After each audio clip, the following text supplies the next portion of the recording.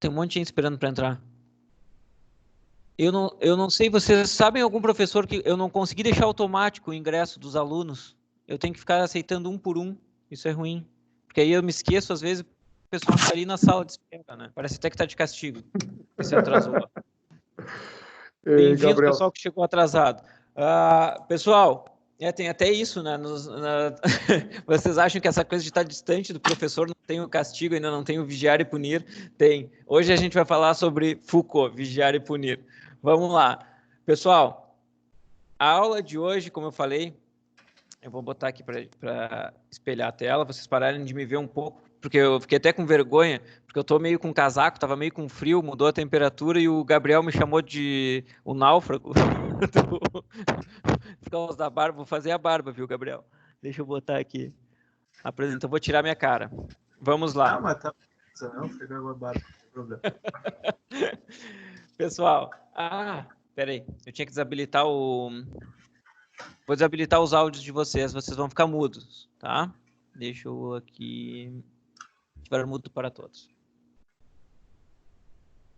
E desliguem os vídeos agora, por favor. Depois a gente retoma. Então vamos lá.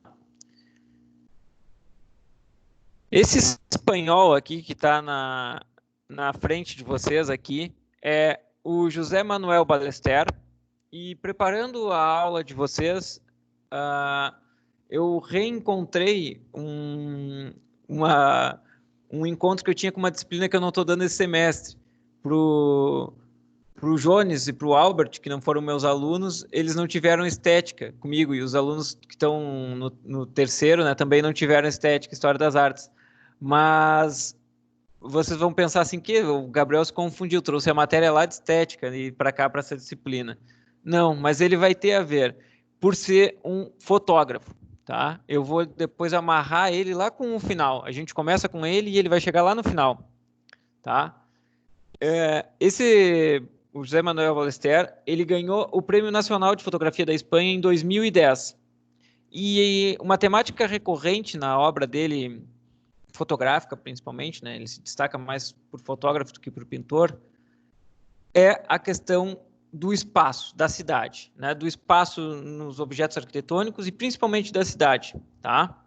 Eu botei aqui os links para quem quiser ficar curioso sobre esse fotógrafo, né?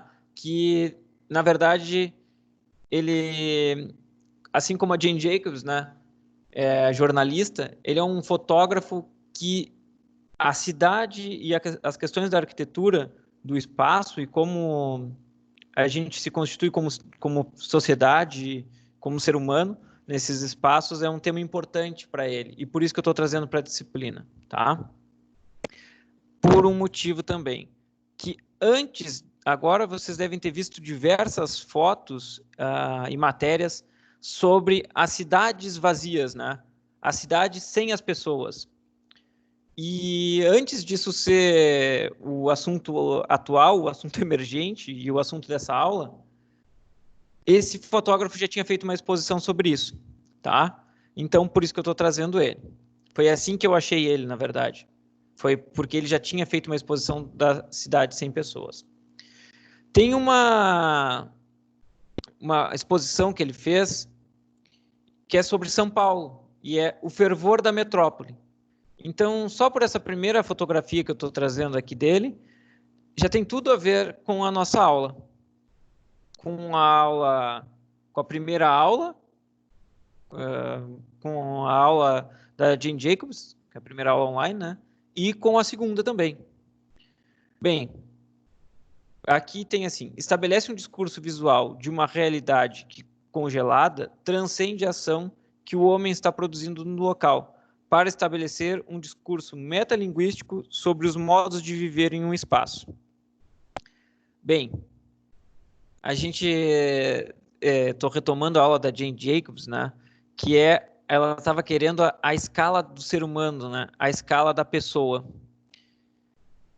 Só que aí quando a gente vê que a cidade, essa massa de edifícios, que não é a cidade que nem a gente viu lá através da Jane Jacobs, essa complexidade que ela tem, sem a escala humana, e sem a figura humana ali, a gente fica se perguntando, né? Aonde está, que loucura é essa, né? Que loucura é essa cidade? Que massa de edifício? O que leva a essa configuração? E aonde cabe, então, a escala desse ser humano que produz esse espaço? Como vivem e como configuram através dessa complexidade? Então, essa primeira imagem é como se colocasse de frente, assim. Imaginem indo para essa gigantesca metrópole de São Paulo, né? Então, um pouco uma reflexão a partir do vazio, do não ter o ser humano e ter só a grande massa de edifícios. O que são as nossas cidades? Essa reflexão dele segue quando ele foi a Zhengzhou. Se eu pronunciei errado, vai ficar no vídeo. Não podia ter perguntado para alguém aí que sabe pronunciar melhor essas palavras chinesas. Esses espaços refletidos em suas fotografias adquirem um status de um lugar quando, devido à presença ausente ou presença explícita, as pessoas são usadas como argumentos para estabelecer um discurso narrativo sobre a hiperescala, poder, dinamismo, mudança, mutação, movimento intuito contra o objeto arquitetônico urbano ou infraestrutura inerte. Lá era um pouco de... Já tinha naquela outra imagem, era um pouco, não, já tinha muito sobre isso, né? A fotografia urbana, pessoal, é um modo do urbanista muito importante, é uma ferramenta muito importante para refletir a cidade. E ele, não sendo urbanista, mas sendo um artista, ele está refletindo. Porque ele bota isso, uma discussão sobre a hiperescala, né? A questão do poder e a questão da escala humana. Eu vou ter que entrar ali porque acho que chegou alguém atrasado. E realmente, tem 2 pessoas. Pronto. Vocês não veem aí, mas eu tenho que trocar de tela, por isso que eu paro um pouquinho. Bem, a gente tem aqui nessa imagem uma cidade na China que poderia ser uma cidade qualquer chinesa, né?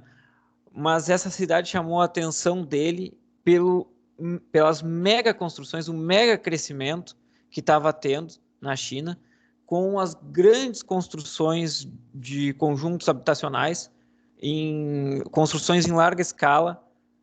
A gente viu isso no final lá do documentário, para quem assistiu o documentário, ou para quem viu a questão da China sendo o Moses com todinho, o Moses com vitaminado, né? Então, a gente tem essa questão dessa super cidades que estão crescendo, essas megametrópoles, as cidades de milhões de habitantes que tem na China, e o quanto a questão do crescimento dessas cidades está numa escala que chega a ser assim assustadora, né? Então ele está colocando aqui a questão do tamanhozinho ali, vocês podem ver, parece até um brinquedo de criança ali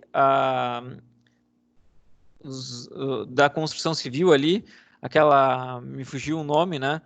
O braço mecânico, aquele ali minúsculo, né? Perto desses grandes edifícios, e lá ao fundo a gente vê a escala. Então, o quão distante, então o quanto que essa cidade está crescendo, né? E o quanto, então, essa hiperescala e, então, dessa progresso, né? Dessa ideia de progresso contínuo, o quanto ela pode ser louca, né? O quanto pode ser irracional, né? E aí ele fez umas pinturas, né? Na verdade, são trabalhos a partir de pinturas, mas ele faz de meio digital, que ele fez o apagamento do ser humano na fotografia. Então a gente vai falar aqui o nascimento de Vênus, que vocês viram lá na aula de estética, o nascimento de Vênus sem os personagens, né? Então, quando a gente não tem a figura humana, o personagem humano, assim como na cidade ali estava sem a figura humana, perde-se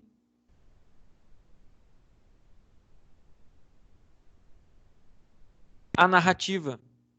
A narrativa que estava sendo montada, ela precisa da figura humana. A narrativa do espaço, a espacialidade, ela se dá a partir das relações entre as personas, entre essas figuras humanas, né? Então, eu vou mostrando aqui. Então, imaginem, né? Então, a Santa Ceia sem as pessoas também, né? A última ceia. O nascimento de Vênus, então, também toda essa dramaticidade que tem. Opa, esse aqui não era o nascimento de Vênus, esse aqui é a barca do Turner, que eu adoro. Meus alunos de semestre passado sabem o quanto eu gosto do Turner e sabem de toda a dramaticidade que tem nessa cena. A dramaticidade não está na barca nem nas ondas. A dramaticidade está nas pessoas interagindo, na contorção dos corpos, nos sofrimentos nos rostos, na morte. Então, e isso só consegue se ver nas figuras das pessoas. Vamos lá, a gente tem aqui as meninas do Diogo Velázquez, que vocês sabem que eu adoro o Diogo Velázquez, levei o livro. E todo o mistério, a questão por isso, relações lá com a janela, aquela porta, né? Os olhos da cidade, todo o mistério que tem na cena, o espelho, então, de quem está observando, né? É perdido. É perdido toda essa narrativa sem a figura humana. Então, nessa obra também do El Bosco, vocês sabem que eu gosto do El Bosco, que é esse grande bacanal que é a cidade, né? Essa grande suruba, tá aqui, pessoas, seres e animais e tudo se comendo, e quando não tem, se torna um quadro pobre, sem narrativa nenhuma, né? O 3 de maio de 1808 em Madrid, do Goiás, que é super emblemático sobre a Guerra Espanhola, quando os franceses invadiram a Espanha e massacraram o povo. E aí, quando não tem, o quanto se perde nessa narrativa sem as pessoas, o que dá para refletir, né? Aqui, eu trouxe para vocês já a cidade, uma outra obra do Brodek de Barbeau, a Praça da Ópera, em Paris, tá? E eles também trabalharam com essa ideia ali, ó, de 2008 a 2012, da cidade sem as pessoas. Então, eles vão falar sobre essa questão de como a gente sente a cidade sem as pessoas, o quanto isso faz a gente pensar no próprio uso que a gente tem e o sentido que a gente dá para a cidade quando as pessoas não estão ali, o quanto muda. Porque quando a gente está no automático, a gente às vezes não presta atenção em alguns detalhes para a cidade. Eu lembro lá na primeira saída de campo que eu tive com a turma, que foram bem poucos, não lembro se foi o Gabriel ou o Christian, que falou assim: agora sempre que eu passar por essa praça Coronel Pedro Osório, eu não vou ver da mesma forma.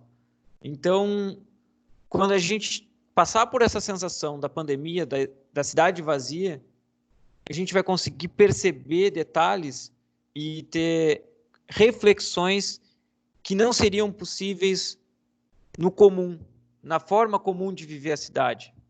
Tá? Vou botar aqui o vídeo.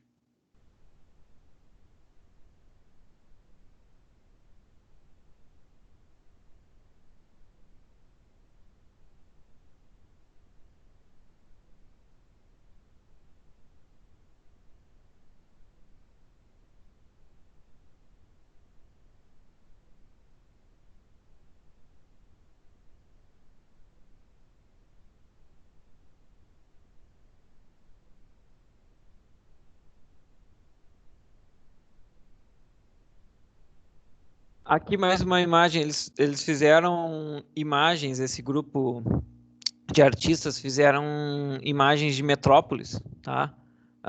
Paris, Nova York, Hong Kong, agora não me lembro, não me recordo, Londres, cidades sem as pessoas. Então a gente tem aqui também, de novo, Paris, estamos vendo lá o fundo Torre Eiffel, mas sem nenhum carro no estacionamento, sem as pessoas, sem os veículos passando, né? O quanto essas imagens, se vocês já tivessem ido, se alguém já foi, podem perceber o quanto é estranho, o quanto faz pensar sem aquela monte de turista, né? Rio de Janeiro. Tá aí. Essa daí eu que trouxe para vocês, não foram os artistas. Eu trouxe uma notícia. Coronavírus deixa cidades vazias pelo Brasil. Rio de Janeiro, praia de Copacabana, vazia. Na segunda, dia 23, então.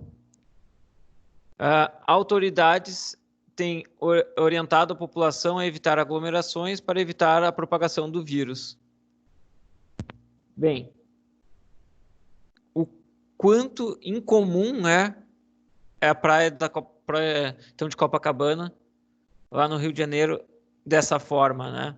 O quanto isso muda, então a gente poderia pensar assim, de dinâmica da cidade, o quanto isso muda de pensar a própria natureza quando ela está sem o ser humano.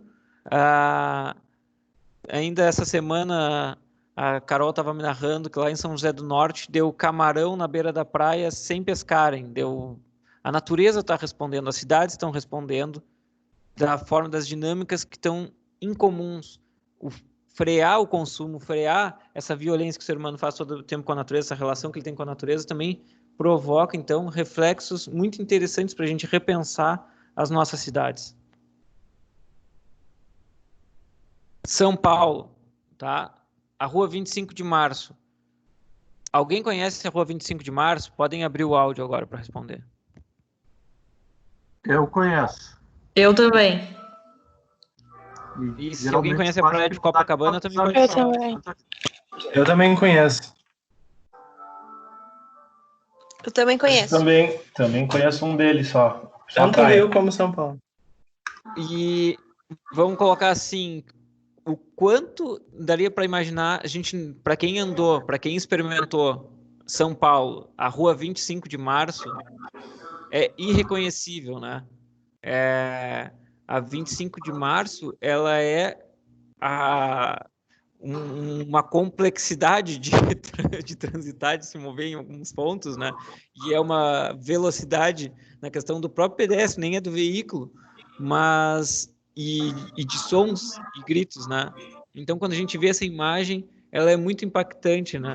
Que é o não ter o comércio irregular, não ter as pessoas, o quanto a potência desse vírus, então, pode trazer para a gente repensar também esses espaços, essa rua, essas dinâmicas, né? Outro lugar é o centro de São Paulo, tá? Que também é movimentadíssimo. E, assim, pouquíssimas pessoas, era para estar vazio, mas não está, né? Ali. Então, a gente tem 4 pessoas passando. Mas o quanto, se a gente pudesse caminhar, a gente consegue até observar os edifícios melhor, de outra forma, né? Tem um outro tempo. O som, que nem a gente viu lá naquele primeiro vídeo, talvez a gente observe os sons de forma diferente, que a gente não conseguiria observar. A Fortaleza, Praça do Ferreira, no centro da capital cearense, tem uma... Tá. Então, o que eu quero refletir também? Por que eu estou trazendo as praças, né? Tem praças, vocês poderiam dizer assim, mas tem praças em Pelotas que já é vazia, mesmo não tendo coronavírus, né? Não chegaram a pensar nisso? Perto dos camelôs lá é geralmente vazio. Né? Aquela praça lá, ela, na verdade, tem uns usuários, né, dela, né? Tem sim, já mudou bastante uns tempos pra cá, hein? Tem mudado, né? Tem mudado. O pessoal tem ido pra lá agora. Tenho visto bastante gente lá. E esse é um processo interessante, né? Até a Rodrigo, até a gente refletindo, que aquela praça lá era a questão da segurança, né? A questão do abandono, e aí não tendo uma apropriação, não tendo uma qualidade também daqueles espaços para as pessoas estarem lá, gerava segregação, que gera violência, né? Sim. E aí tem a questão, assim, que a Jane Jacobs fala no livro dela, que é os olhos da cidade, a questão da... Não tem uma visualidade, porque ali, como só tem comércio ali na parte de baixo, não tem prédios, os prédios na volta também são muito fechados, não tem um visual, tem uma grande distância, aquela praça se torna insegura, né? Sim. E de noite nem se fala, né?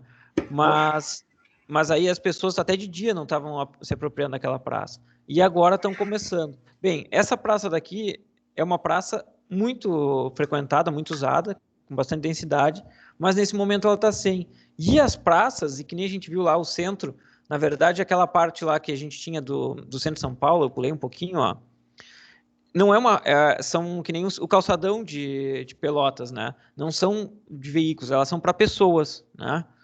E esses espaços, eles são espaços a gente chama de encontros, né? São um espaço democrático. Ele é um espaço político, por excelência. Ele permite que as pessoas, se a gente retomasse, a aula que vem trazer um pouco esses conceitos, lá da Ágora grega, que é o espaço onde se discutia a política, da cidade, hoje a gente tem isso no espaço público, né? E qual é o espaço público por excelência aonde reúnem as pessoas para conversarem, para debaterem? Seriam as praças, ou aqueles alargamentos, que lá tem aquelas ruas, né? Então, porque ele é de todos, ele é da cidade e ele é para isso, ele é para o encontro, ele é para o lazer e, acima de tudo, é um espaço em que as pessoas colocam as suas vivências, seus corpos, para tentarem usar. Por isso que a gente vai falar assim, está sendo usado, mesmo que seja por aquela pessoa que não tem acesso a uma cidade, a um lugar na cidade, ela está lá tentando viver. E aquilo é um ato político.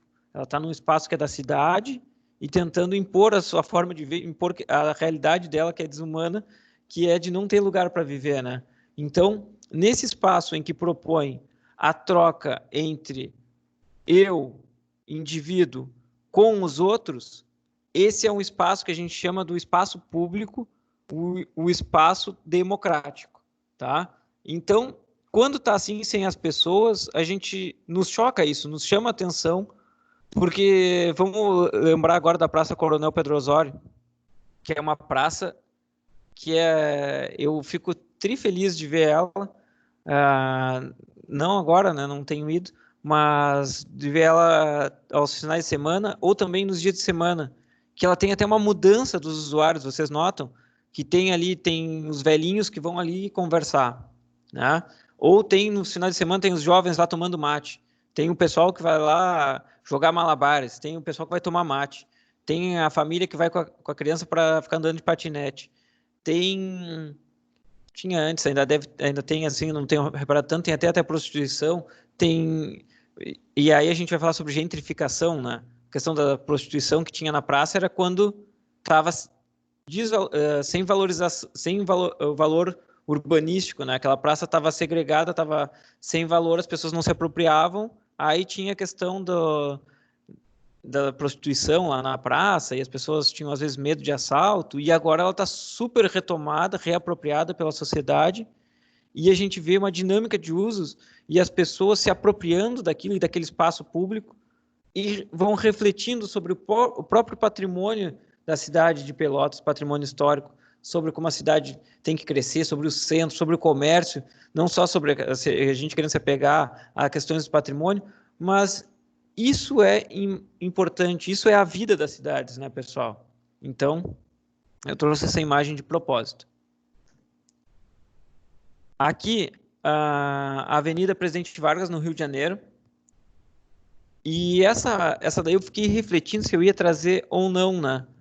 Porque ela é do dia 18, uma quarta-feira, só que ela não parece que parou, né? Não parece ser como tá as outras lá, tão vazia, né? Tão parada. E por que não parece?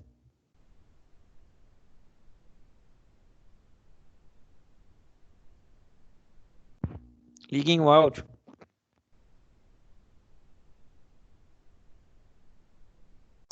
Bom, por exemplo, porque tá cheio de ônibus de linha, né?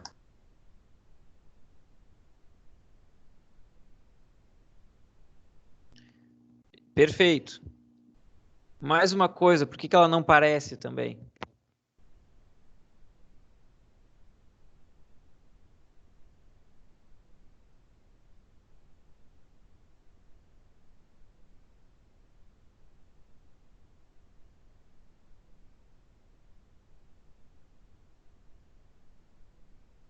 Eu dei um tempo para vocês, ninguém quis falar. Mas a gente tem, então, essa Avenida Presidente Vargas, é daquelas avenidas super largas, com grandes edifícios na volta, né?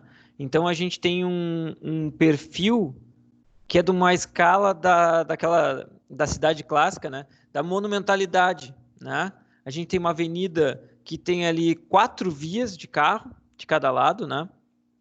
Na verdade é 3 e um corredor de ônibus. Então, e é quase assim, tinha no Faustão, eu acho que o pessoal que é mais novo não viu aquelas Olimpíadas do Faustão que o cara tem que passar correndo para não tomar uma bolada, não tomar um veículo vir e atropelar a pessoa. Tem que ir correndo. Não lembrei de nada melhor do que isso, tá, pessoal? Eu vou ter que me atualizar nos programas, mas a Olimpíadas do Faustão me lembra bastante essa imagem. Então, já não é da gente enxergar tanto não impacta tanto não ter as pessoas. Primeiro, que nem o Gabriel salientou, o transporte público está seguindo, né? Seguindo em funcionamento. E o quanto ele enche essa visual, né? E aí a gente tem a questão a outra questão, que é os edifícios são muito impactantes nessa imagem, eles são enormes. E o tamanho da via também, né? Então, por mais que a gente visse, se tivesse num dia normal, aliás, num dia normal, talvez tivesse bem mais veículos, e não bem mais pessoas nessa foto, mas sim bem mais veículos a gente poderia ver. Então é isso, a escala, a gente pode até refletir sobre isso. Peraí, esse tipo de via, esse tipo de cidade, não é tão acolhedor, hospitaleiro, para o usuário, para o pedestre. Compreendem isso? O pedestre, ele se sente numa Olimpíada do Faustão, tá? Então, pronto para tomar uma bolada e sair do jogo, tá? Então, é isso, é uma cidade... Então, a gente tem que pensar nessa questão. Como é que vai ser... A gente pode diminuir essas vias, né? Para privilegiar o pedestre ali, privilegiar essas calçadas. Isso são formas da gente pensar a mobilidade urbana na cidade. E o quanto a escala do ser humano, do homem, já se torna mais perceptível também não ter ali. Porque a gente está notando que essa imagem daqui, ela privilegia a grande massa de edifício, a grande concentração, então, densidade, e a questão do transporte, né? Ainda bem que tem aquela linha de ônibus, transporte coletivo. Trouxe essa imagem aqui, estava destacado nas notícias, eu procurei várias notícias, tá, pessoal, que estavam circulando, e por isso que eu falei que essa aula era mais contraída, tá? Foram leituras de diversos lugares que eu fui tirando para vocês para preparar essa aula. Eu trouxe Brasília, um pouco movimento na região central de Brasília, com a rodoviária e esplanada dos ministérios e Congresso Nacional ao fundo, na sexta, dia 20. Por que vocês conseguem... Vou deixar vocês responderem. Se percebe a ausência das pessoas? E se sim, por quê? E se não, por quê? Respondam.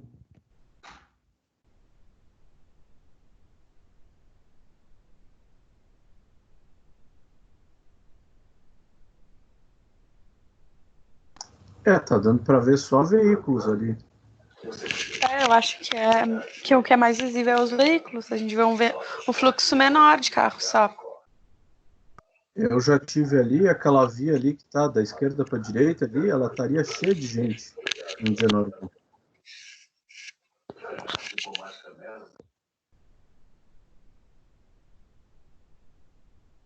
Alguém mais vai falar, pessoal? Na realidade, a gente, até mesmo pelo que a gente viu que se viu no documentário do Yangel, a questão das vias largas, no caso como tem Brasília, aí tu não consegue ser uma cidade acessível às pessoas. Eu não conheço Brasília, como o colega colocou aí, que estariam pessoas caminhando, mas da mesma maneira, como a gente viu naquela imagem ali da Avenida em São Paulo, que para mim seria difícil ver pessoas transitando por essa região aqui, que para mim parece que ela para o pedestre é completamente inóspita. Brasília é inóspita para os pedestres, sem dúvida. Isso aí, pessoal. Essa imagem, na verdade, colocada junto, quando está circulando as imagens do Brasil, das cidades brasileiras sem pessoas, ela, é por isso que eu estou falando para vocês, nos traz à tona, desoculta questões das nossas cidades muito importantes. Porque quando a gente coloca do lado lá da Copacabana, que nos salta os olhos, a gente vê na hora, pá, tá sem ninguém circulando. Ou lá o centro de São Paulo, 25 de março, né, que vocês conhecem. Agora Brasília, se a gente pegar uma imagem de Brasília antes e agora, ia ser muito difícil a gente notar a ausência de pessoas, tá? Por quê? Porque ela é inóspita ao pedestre, porque a gente não consegue enxergar a escala da pessoa, porque ela é monumental, ela é para o carro, ela é para o veículo das grandes avenidas, né? Esses grandes gramados que tem aqui, não acontecem nada, não são atrativos, as pessoas não vão ir para lá, não vão circular. Então, as pessoas acabam não caminhando nesses espaços, mesmo quando não tem. Então, por isso que é difícil a gente notar, já que ela é sempre inóspita às pessoas, agora, com a quarentena, a gente não consegue notar tanta diferença. Compreenderam? Então, é isso que é legal essa imagem, né? Essa imagem nos mostra que o que é impactante, que é o grande traçado viário, o transporte coletivo, ele está aí ainda, a gente consegue ver. Mas a falta das pessoas, por ser tão insignificante no projeto, a gente não consegue notar. Entenderam? Isso é uma coisa interessante a gente refletir. E mantendo, por isso que linka, né? Que nem o Jones falou, lá com as aulas que a gente teve da Jane Jacobs, ou do Yangel, que estavam criticando essa cidade máquina, né? Essa cidade feita para o traçado rodoviário, feito para o automóvel, né? Então, é por isso. É porque ela traz um tipo de cidade que é agressiva, como o Gabriel falou, às pessoas, né? Aqui uma outra imagem de Brasília, né? Então, assim, aí vocês podiam dizer, aquela de lá está tão longe que não deveria ver. Não, aqui a gente está vendo os prédios de Brasília e estão totalmente vazios. A gente vê uns veículos ali pequenininhos, né? E dá para ver ao fundo, né? Aquilo que a gente conversou na aula passada, que é o contorno de Brasília, né? A gente vê lá que tem o plano piloto, as bordas do plano piloto que não estão protegidas, tem uma cidade convencional ali, aquele aglomeradinho de casa, ou depois, lá do outro lado, lá passando o rio, tem do lago, acho que é o Lago Paranoá, né? A gente tem, então, as cidades satélites lá na volta, né? Aí a gente já consegue ver um aglomerado de edificações que seria uma cidade convencional. Eu andei lendo que existe uma equipe em Brasília que toma conta da cidade para o plano piloto não ser ocupado. Isso mesmo, isso mesmo. Então, precisa ter essa regra, essa vigia constante para conseguir se manter aquele plano, porque na dinâmica das cidades, as cidades elas se moldam conforme as sociedades, as relações sociais das pessoas vão mudando também. Então se alteram as formas da cidade. Mas como Brasília quer ter aquela forma daquele projeto pensado por Lúcio Costa, que traz a questão da importância dela para a história do urbanismo, mas ela tem que ser vigiada, porque as pessoas não vão respeitar isso. Né? Professor, então, Gabriel, a pode Dani falar. ali caiu o sinal dela e ela pediu para tu aceitar de novo. Aceitei ela agora. Obrigado. A gente tem uma foto aqui de Campo Grande e eu trouxe essa foto daí, né? Que observem é paradoxal com a imagem anterior, né? E por que eu queria que vocês tentassem responder por que eu trouxe aquelas imagens ali de Brasília e agora essa daqui. Está relacionado com a... Eu acho que tu nos trouxe imagens que mostram alguma coisa que seria o distanciamento das pessoas em relação à cidade, e essa aqui que seria uma foto onde tu tem diferença de altura dos prédios, no caso, que se tornaria algo que aproximaria mais as pessoas ficariam mais incluídas nessa rua aqui do que naquelas avenidas largas.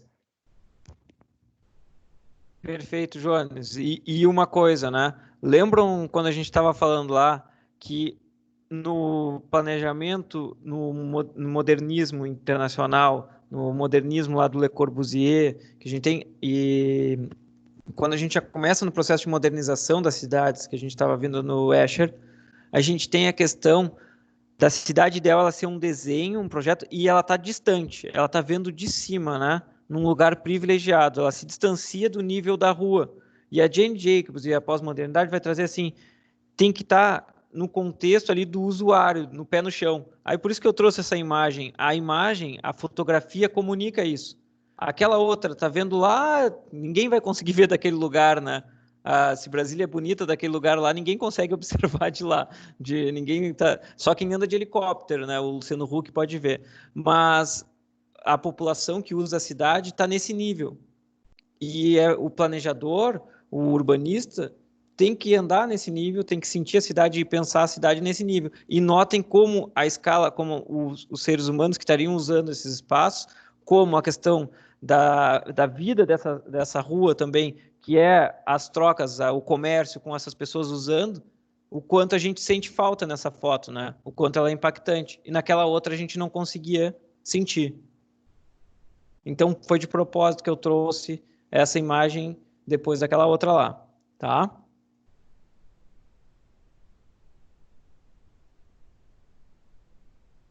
Outra imagem também no nível, então, da altura do ser humano, também uma fotografia, é um calçadão, poderia ser o calçadão de Pelotas, né?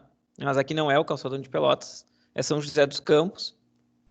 E a gente vê uma imagem, então, que para esse dia, bem, a gente poderia refletir, né? O calçadão sempre no final de semana ou em algum horário ele passa por isso. Mas normalmente a gente nem dá bola, né? Que ele fica dessa forma. Mas agora, que seria um horário que eles estariam lotados, que estaria um monte de gente interagindo e acontecendo, pessoas se encontrando, marcando encontro, namorados se encontrando naquele banco ali, duas pessoas para conversar, bater um papo, falar da vida de outra pessoa, ficar olhando o movimento. Esses monte de trocas, pessoas brigando na rua, casais de namorado brigando, ou pessoas vendendo coisas, esse monte de troca não tem. E quando falta ali, a gente pode refletir de outra forma sobre esses espaços, tá? Então, e isso aí poderia ser muito bem Pelotas, né? Vamos lá. A gente tem aqui o Rio de Janeiro. Então, retomando, né? O quanto, então, esses espaços, então, que são esses calçadões, essas ruas elevadas, onde não tem o veículo, onde só tem as pessoas, como são espaços... Eu acho que tem gente que não entra... Não.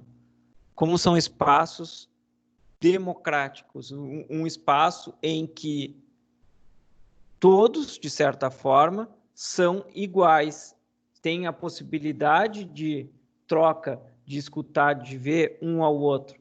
E é preciso esses espaços em que se tem o debate, que a gente pode chamar assim, o encontro, a dimensão política, né, de uso da cidade. Esses espaços são importantíssimos para a vida democrática da cidade, para a questão política, né, da cidade. Aqui a gente tem um outro espaço que eu trouxe para debater outra temática. Nós estávamos debatendo ali mobilidade urbana, democracia do espaço, né? Ou, vamos dizer assim, pluralidade, heterogeneidade que podem ter nos espaços, né? A escala humana. Agora é um outro assunto que eu queria conversar com vocês por essa imagem. O que vocês sabem, aí é a Lapa, né? Os Arcos da Lapa, no Rio de Janeiro. Quem foi no Rio deve conhecer os Arcos da Lapa, né? O que vocês notaram, assim, nesses Arcos da Lapa? O que está faltando aí?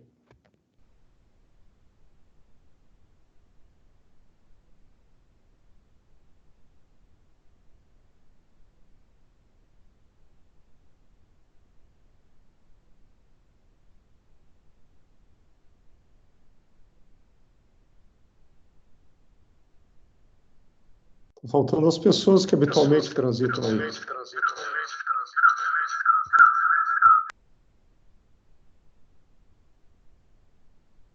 Pessoal, nos Arcos da Lapa, ele já está um espaço, como a gente estava debatendo, que foi bem legal que vocês trouxeram a Praça dos Enforcados, aqui em Pelotas.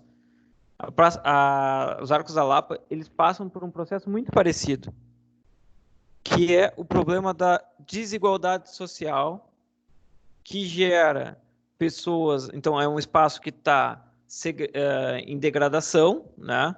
a parte dos Arcos da Lapa ali, todo o entorno dele, e tem muito morador de rua, muitos viciados em drogas, muitos craqueiros, né? Então a gente tem a questão dos assaltos e da violência, que vai gerar, então, um espaço pouco utilizado. É um espaço que tem um potencial enorme de encontro, de troca, só que por esse processo de degradação e do poder público deixar que isso aconteça também, não ter atrativo, não ter incentivo, não ter um cuidado com essas pessoas que também estão ficando lá segregadas, a não ser o cuidado de recolher eles, que vai a polícia lá e tira eles a tapa, torna o espaço dessa forma. Então a gente, na verdade, a falta que a gente teria que notar, que nem o Jones notou, faltam umas pessoas circulando, talvez uns turistas, né, que às vezes vão ali tirar foto, né, que se arriscam mais, mas tirando isso, está faltando bastante os moradores dali, aquelas pessoas que não têm onde morar, que ficam ali embaixo dos Arcos da Lapa, na volta ali, dormindo. É essas pessoas que estão faltando. E notem como é difícil a gente visualizar elas, porque elas são invisíveis normalmente, né? Então, para a gente pensar sobre isso também. A questão do esvaziamento das cidades, ainda consigo ver ali no 1, 2, 3, 4, no quinto arco, na parte direita, ali na sombra, um morador de rua. Ainda tem ali um morador dormindo ali, né? Morando, né? Embaixo do arco. E para quem foi nesse espaço, conseguiu ir ver, sabe o quanto é impactante a imagem da quantidade de moradores de rua que tem lá. Tá. Bem, pessoal, eu trouxe aqui o debate de hoje sobre como uma pandemia do coronavírus pode ter um lado potencial de reflexão sobre o nosso pensamento do urbanismo, sobre as cidades e sobre como a sociedade se configura. Então, assim como a gente pensa lá no livro da Jane Jacobs, Morte e Vida das Grandes Cidades, que era um manifesto contra ao que a arquitetura modernista, o urbanismo modernista estava fazendo com as cidades. O Ian Gell quis fazer um livro manifesto também das cidades para mais pessoas. A gente pode pensar e o Escher estava colocando, então, que um neo-urbanismo, um novo urbanismo para essa sociedade hipertexto, a gente pode pensar que uma pandemia e um evento, um fenômeno tão impactante que para ela, o quanto a gente está sentindo a mudança de ter que ficar em quarentena, o quanto está impactando as economias, o quanto está impactando a forma como os governos estão administrando, isso vai ter um impacto nas nossas cidades. E como a gente, como urbanistas, pensa as cidades, na nossa própria disciplina, no nosso próprio conhecimento como urbanistas vai mudar. E é isso que eu proponho, aproveitar que a gente está passando por essa mudança, está em choque com essas mudanças, sofrendo ela, vivendo ela, que a gente aproveite para refletir sobre o nosso urbanismo, sobre como as nossas cidades são pensadas, né?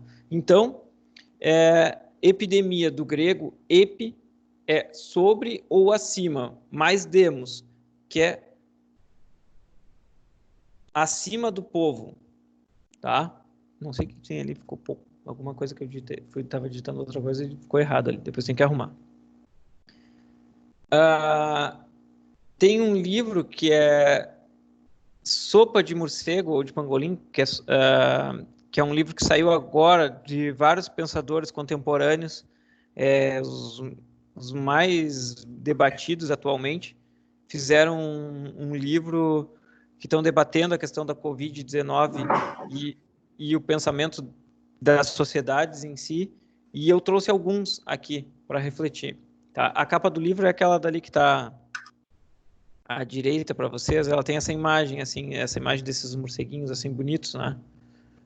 E ali eu botei uma imagem que é uma sopa de morcego. E no livro a gente fala sobre...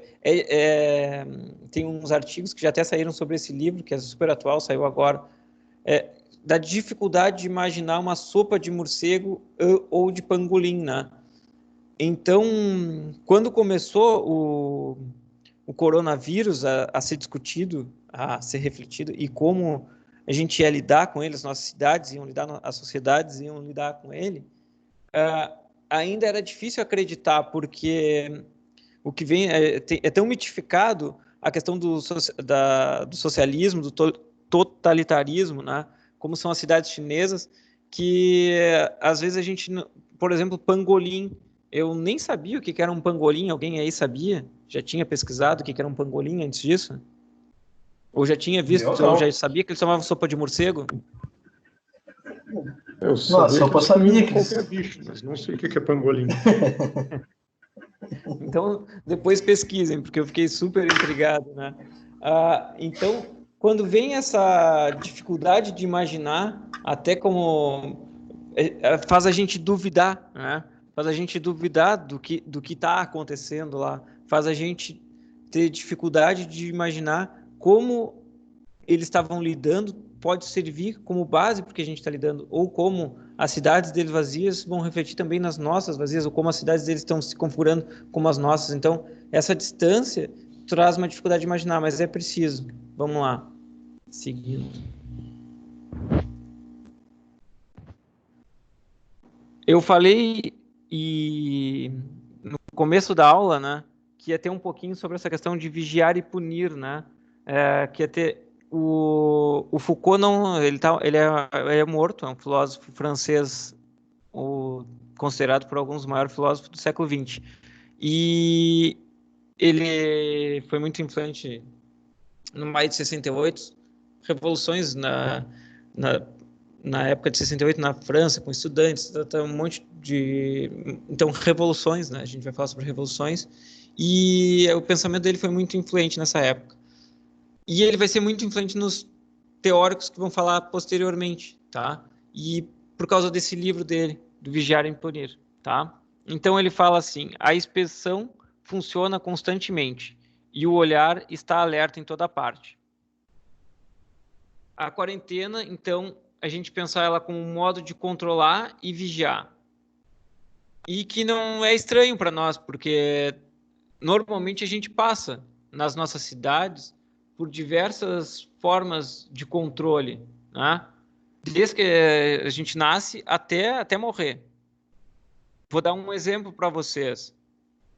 As escolas, o maternal, então, já quando nasce, né?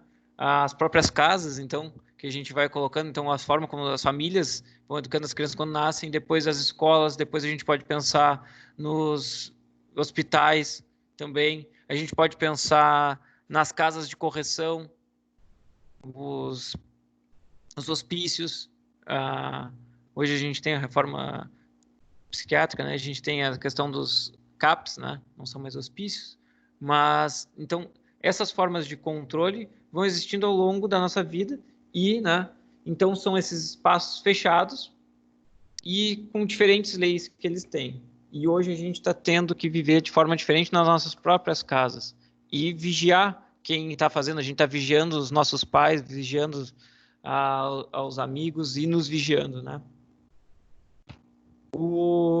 E isso gera um comportamento e uma reflexão potencial sobre como nós somos e como a cidade é. O Slavoj Žižek, tá? Talvez vocês não conheçam o Slavoj Žižek. Quem é que conhece o Slavoj Žižek?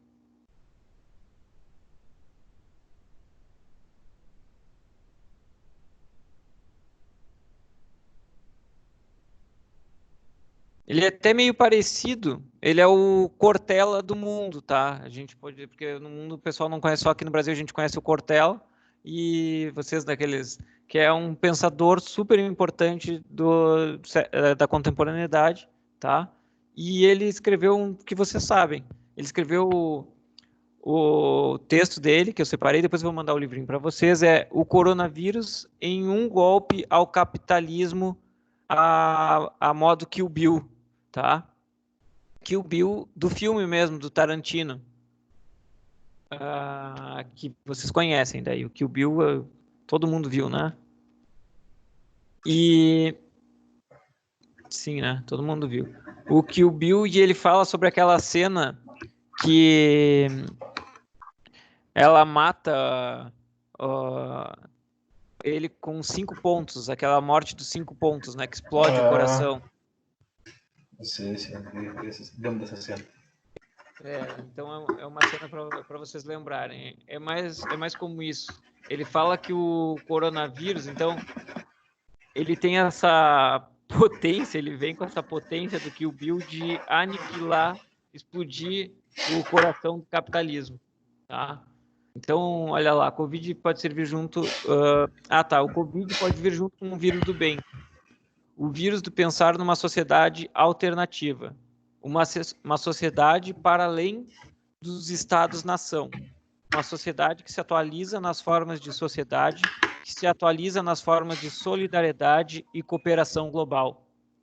Por isso que eu falei, Rodrigo, que o teu ato lá de colocar o xerox, o livro lá no xerox ali da faculdade, mesmo na dificuldade que a gente tem e cuidado que a gente está tendo de se locomover, foi essa cooperação, essa solidariedade. Então a gente vai se reforçar, vai se reavaliar, né? E coloca em crise os estados-nação, as formas de administração, as formas de controle do Estado, o próprio sistema de mercado, o sistema capitalista está em crise. E essa crise toda vai repercutir de forma que a gente ainda não sabe como é que as economias, como a nossa sociedade, a gente vê isso de forma apreensiva. Eu não sei se vocês, em conversas com familiares, têm tido pessoas que estão apavoradas, que vai ter um levante, que as pessoas vão morrer de fome, que a questão econômica, né? Ou estão apavoradas também com a questão de saúde, que os hospitais vão ficar lotados, que o medo, então, essa potência que tem, né? De como também a gente pode... Só que, ao mesmo tempo, a gente tem a potência também de atitudes, como atitudes de solidariedade e de colaboração, estão ganhando um espaço, uma grandiosidade enorme, né? Grandiosidade grande é terrível.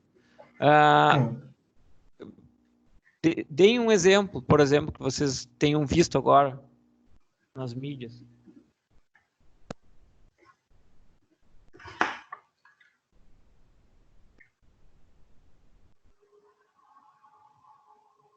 Ou que vocês saibam aqui em Pelotas.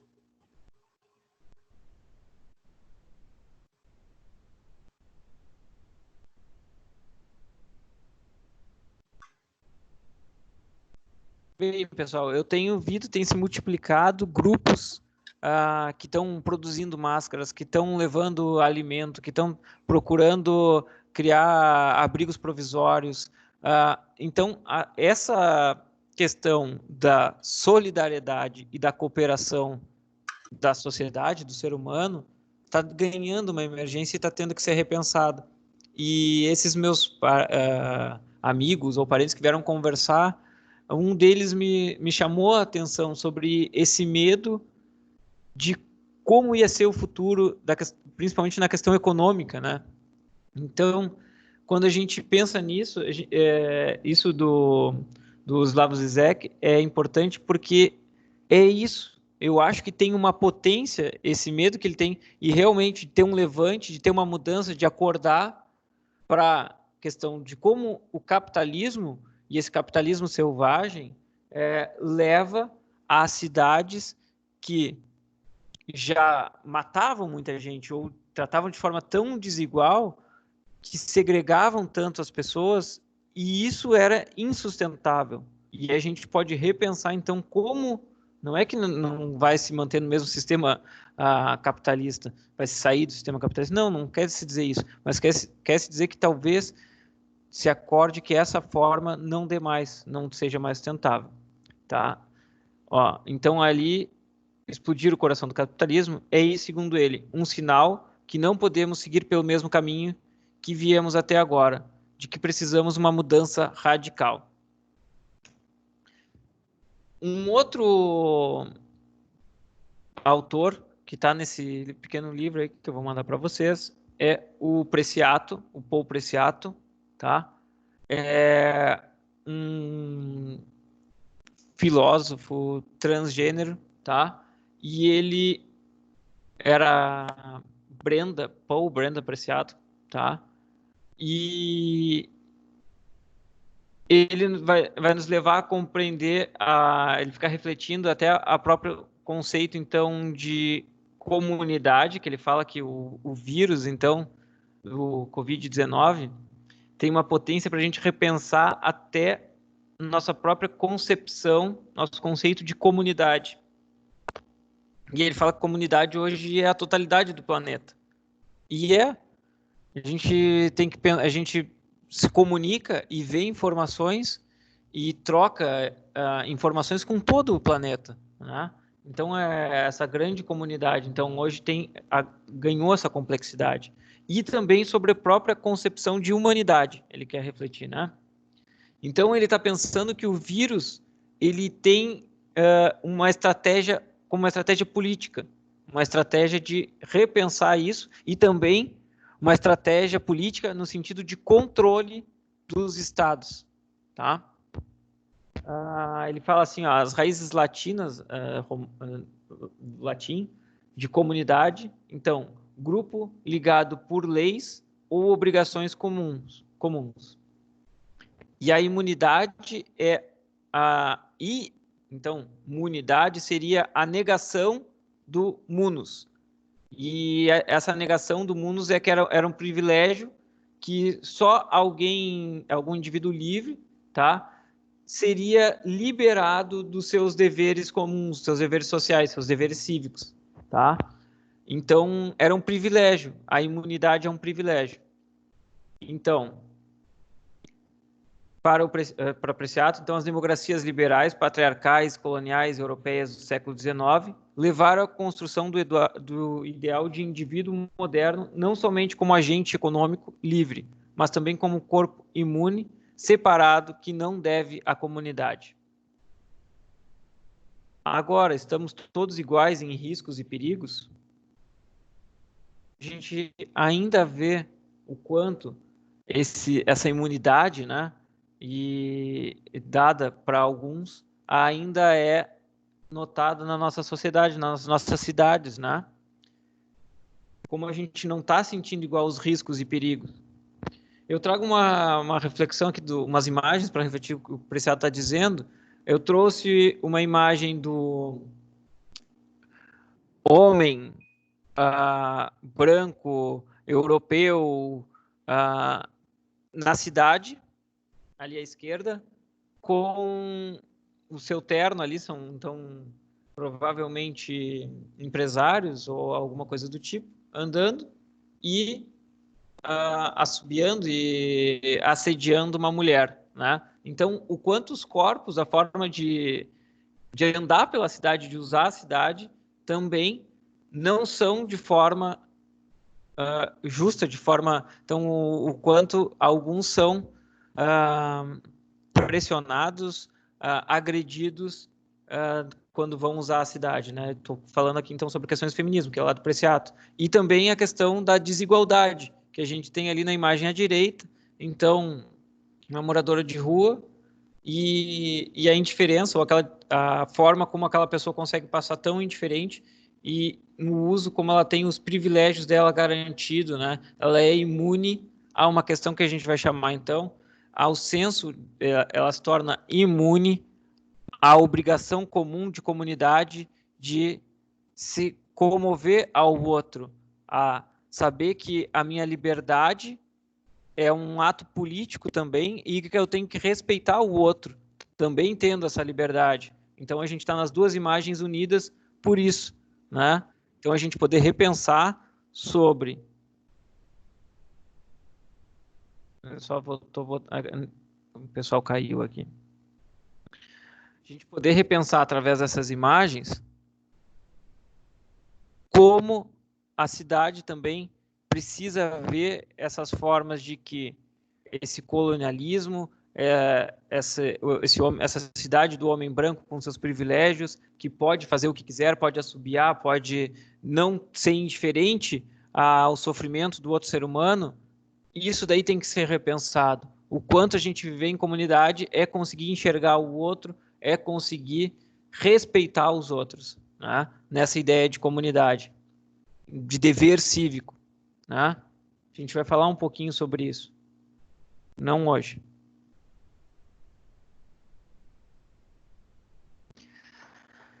Trouxe um pequeno trecho aqui, mas como o Gabriel falou hoje lá no começo da aula, era cheio de parte branca e muito texto a aula passada, então vou tentar não me estender muito, né? Então ele fala sobre estratégias de distintos países, né, para controlar o Covid-19, e ele fala sobre estratégias biopolíticas, né? Então ele citou a Itália, a Espanha e a França. Ele é um filósofo espanhol, né? Então ele estava, e foram países que antes do Brasil, não chega a citar o Brasil, talvez porque desconheça também as medidas que o Brasil nem devia estar tomando quando ele escreveu esse texto, né? Então as medidas aplicadas são muito distintas do controle da peste. Se trata no confinamento domiciliar e na totalidade. Já ele coloca que tem umas outras estratégias, como países como a Coreia do Sul, Singapura, Hong Kong, Taiwan, Japão, Israel, que são técnicas disciplinares e de controle arquitetônico moderno. Tá? São farmacopornográficas, depois vocês podem retomar esse texto aí, que ele farmacopornográfico, ele fala muito sobre pornografia, né? E bioviolência, tá? Posta a detecção dos indivíduos do vírus através da multiplicação dos testes e vigilância digital constante e estrita aos enfermos através de dispositivos informáticos. Então, é segregando mais ainda os enfermos.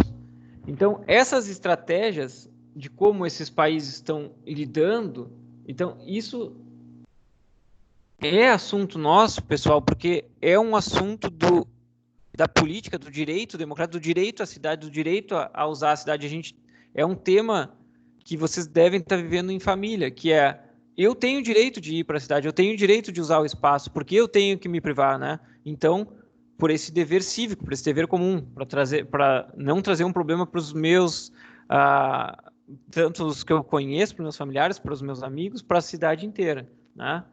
Então ele coloca aqui, é necessário passar de uma mutação forçada a uma mutação deliberada.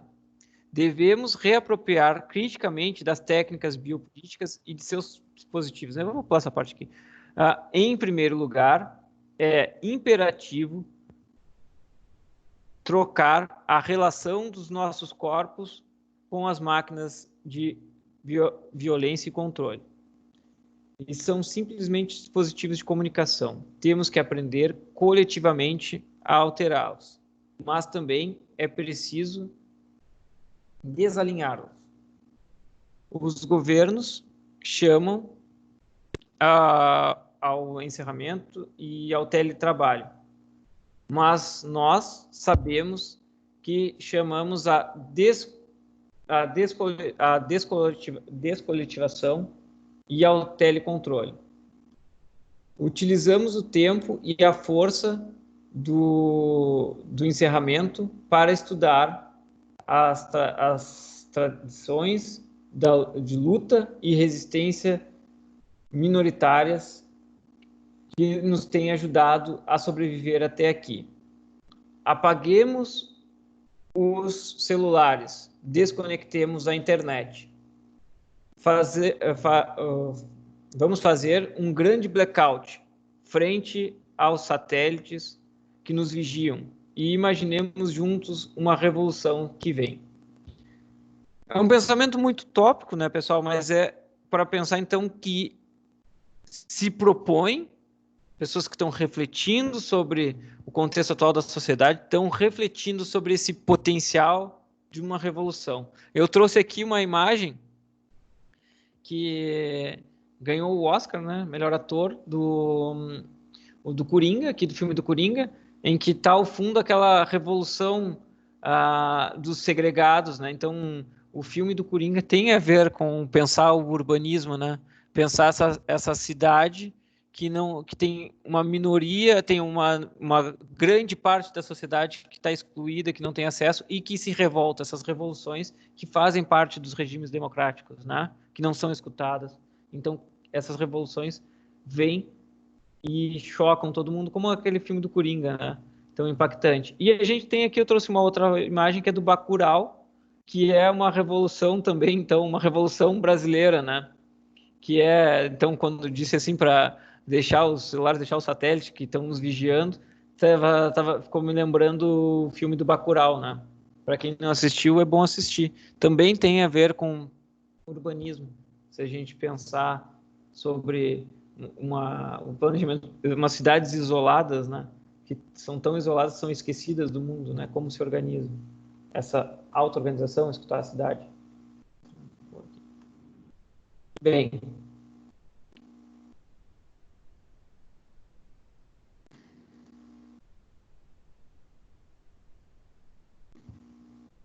eu trouxe uma imagem aqui para vocês, que é uma reportagem, que é como o Covid escancara velhas anomalias do Brasil. Né? Então, pensem lá quando eu coloquei, ó, aqui. Agora estamos todos iguais em riscos e perigos? Só para retomar. Aí trouxe uma reportagem aqui que dizia do UOL, nada disso é normal. Como o Covid-19 escancara velhas anomalias do Brasil. E a gente tem, então, a questão de ocupações irregulares, as favelas, né? Esses aglomerados urbanos, que não tem saneamento, que tem 10 pessoas vivendo numa casa, que é uma peça só, tem falta de água. Então, como é desigual, né? A questão do risco e do perigo, a questão do cuidado. Então, como isso aparece também como emergência, como assuntos que são já muito debatidos, estão frequentemente debatidos por nós, mas como aparece para toda a sociedade, né? Como é gritante agora essa questão do vírus e essa diferença que existe, né, da exposição. E trouxe outra imagem aqui para vocês, para debater, que é a questão dos que não têm lugar, dos desabrigados, né, dos sem teto, dos moradores de rua, né? Sem informação, higiene e abrigos, população de rua de São Paulo está vulnerável ao Covid-19. Com a quarentena, obter alimentação também se tornou uma missão mais árdua para quem vive na rua. Então, um outro assunto para ser descoberto, desocultado, tirar o véu, né? E aí eu termino colocando para vocês, assim, no livro de Jane Jacobs é um ataque ao urbanismo moderno, o livro de Angel é um manifesto, uma nova visão das cidades. Vamos lá, vamos pensar o Covid, então, como um instrumento político para a gente pensar as nossas cidades, esse nosso urbanismo para a nossa cidade de Pelotas, para as nossas cidades brasileiras, né? Como é a cidade de Pelotas sem pessoas, sem as pessoas? Como você vê o preparo dela no acolhimento das pessoas? Então, isso vocês vão ir respondendo por imagens e mini textos. Quais pessoas protegidas e não protegidas? Como os planejamentos urbanos e regionais ficam envolvidos nesse cenário de pandemia? Medidas que estão sendo envolvidas na nossa disciplina então, do urbanismo, né, que estão sendo tomadas. Quais novas cidades de Pelotas você consegue imaginar? Então, aqui eu até trouxe, né? Você considera, então, nem trouxe do último autor que estava ali, mas trouxe o do Slavoj Zizek, né? O Covid, como tirando o véu essas questões da sociedade, vocês acham que torna possível ou é muito utópico? Como vocês imaginam esse novo urbanismo, essas novas cidades, essa nova sociedade, né? Coletar fotos de sua cidade que comuniquem o que o grupo quer falar. Então, vocês têm que podem ter fotos de antes e depois que mostram e que ressaltam a importância de algumas questões, como a gente estava vendo ao longo da apresentação aqui que eu fiz para vocês, a questão da escala humana, a questão da não privilégio ao carro, a questão de espaços sociabilização, de interação entre as pessoas, como são importantes, de integração, a questão da solidariedade, espaços públicos de debate, de acolhimento aos que não têm acesso, então, que vão acolher essas minorias. Então, como isso vocês estão vendo que está aparecendo, ou como pode aparecer? Eu queria que vocês recolhessem fotografias, tá? E fizessem mini textos sobre isso.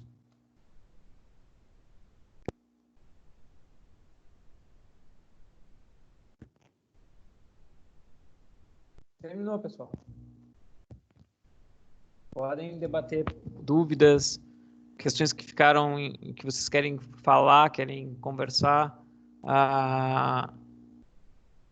Eu vou mandar os textos para vocês, vou mandar a aula também. E espero que agora vocês se organizem e já vão montando esse PowerPoint, como a gente conversou no começo da aula aí, que vocês tinham que estar fazendo já, tá?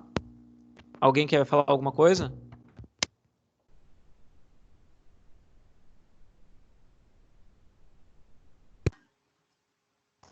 Eu tô legal.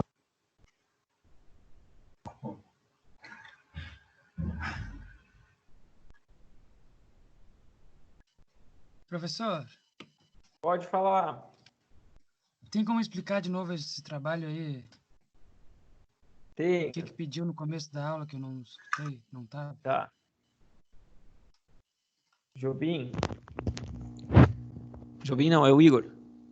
Confundi a voz de vocês. Igor, assim, ó. Vocês têm dos outros, aqui eu vou, aqui não tá aparecendo para vocês, né? Vou botar aqui, peraí. Igor e demais alunos que não entenderam, vocês têm que pegar imagem, assim como estava no começo da aula, por exemplo, essa imagem daqui, para falar, vai ilustrar ou vai comunicar o que vocês estão querendo falar. Por exemplo, na pergunta como as pessoas estão protegidas e não protegidas, né? Aí vocês vão pegar lá. Como vocês estão vendo a imagem de Pelotas, vamos pegar essa daqui, ó. Desculpe. Passei. Aqui, ó. Essa aqui. 100 pessoas. Aí vocês vão pegar imagens, tá? E vão debater sobre esses assuntos, por que vocês estão respondendo isso e o que vocês estão querendo dizer com aquela imagem. Compreenderam? O que aquela imagem faz vocês refletirem, tá? E essas imagens têm que ter a ver com essa questão do urbano envolvido nesse pensamento a partir dos reflexos do Covid-19, tá?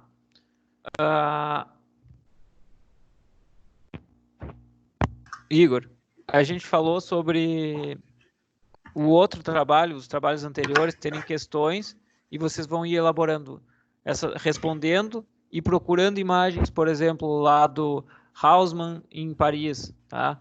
Traçado urbano, ou Sertat em Barcelona, tá? Sertat em Barcelona. Como é que foi as intervenções? Vocês vão trazer imagens e vão falar sobre isso.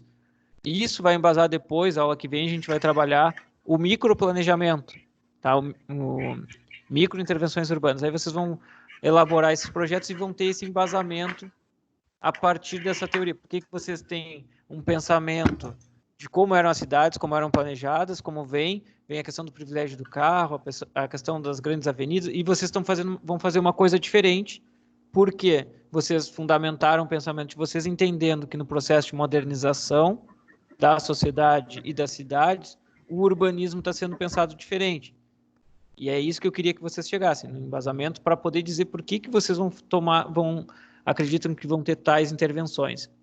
E contextualizar com o que está acontecendo hoje, que é pensar, talvez, até numa forma diferente de sociedade, tá? E de cidade, que é a aula de hoje. Oi, professor.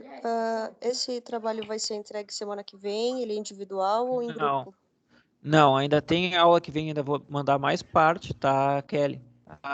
E vai ser em grupo, ele é uma continuidade, todos esses trabalhos vão apresentar no mesmo PowerPoint, as perguntas que vocês estão recebendo, vocês vão botar num contínuo, tá?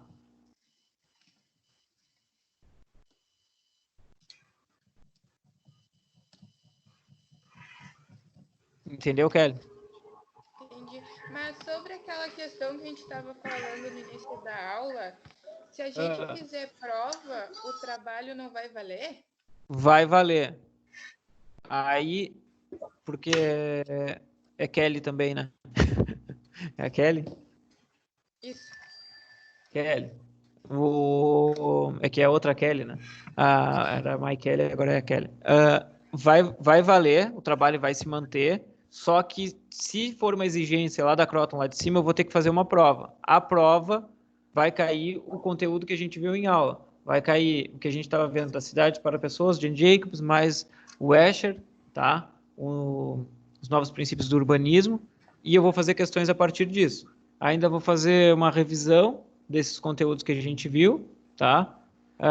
Na aula que vem, só que não é certo ainda, não se preocupem. Se tiver a prova, vai ser a ver com esses conteúdos que vocês estão usando para debater os trabalhos, tá? E o trabalho aí... Professor? Quem pode falar?